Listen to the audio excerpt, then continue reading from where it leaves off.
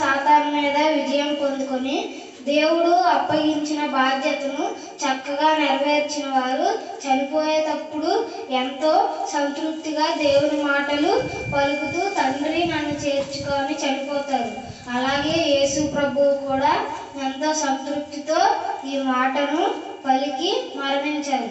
శిలువలో ఇది 7వది చివరి మాట. ఇప్పుడు మనం యేసు పుట్టుక చూసుకుంటే అది లేఖనాల నెరవేర్పు. ప్రవక్తల ద్వారా ప్రవచించినట్లు ఆయన పుట్టాడు.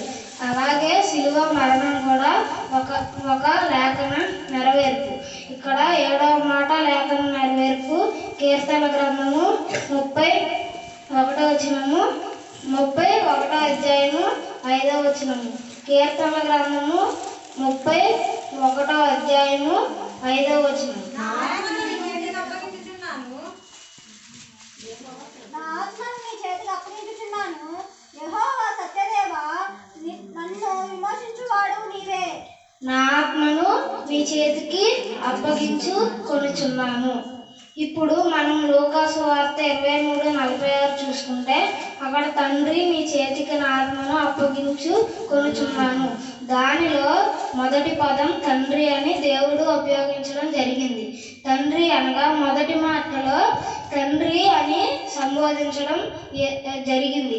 యేసయ్య మరలా చివరిగా 7వ మాటలో ఇది ఉపయోగిస్తున్నారు. ఆయన వేదన శ్రమ అనుభవిస్తున్నప్పుడు ఈ బంధం అనేది తెగిపోయింది. మళ్ళీ ఆయన తన పనిని ముగించిన తర్వాత ఈ బంధం మళ్ళీ ఏర్పరచబడింది. నెక్స్ట్ చూసుకుంటే నీ చేతికి నా ఆత్మను అప్పగించుకొనుచున్నాను. తన పనిని ముగించానన్న సంతృప్తితో యేసయ్య తన ఆత్మను తండ్రికి అప్పగించుచున్నాడు. చూద్దాం, తీయండి. ప్రసంగి గ్రంథము 12వ అధ్యాయము 7వ వచనము. పాత నిబంధన పాఠ్యభాగము ప్రసంగి గ్రంథము 12వ అధ్యాయము 7వ వచనము.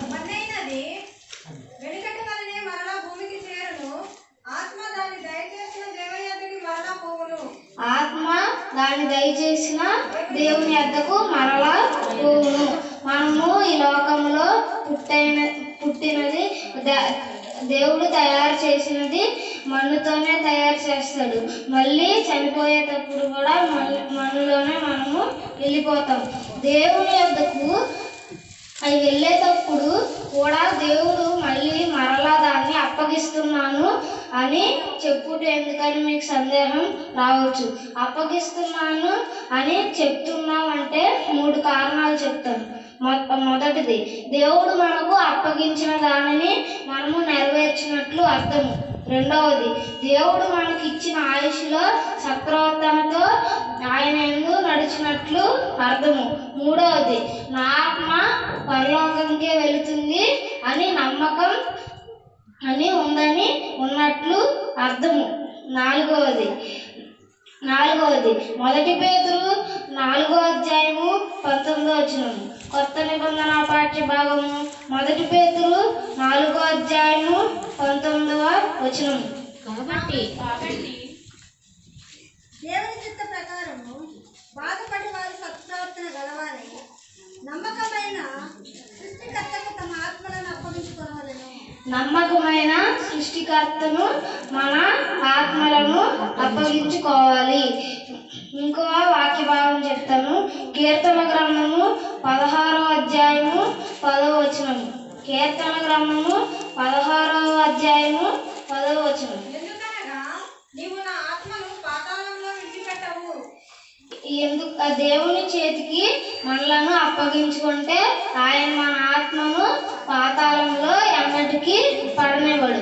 మనము దేవుడు మనకి ఇచ్చిన ఆయుష్లో మన సత్ప్రవర్తనతో మనము ఆయన యందు నడుచుకుంటే దేవుడు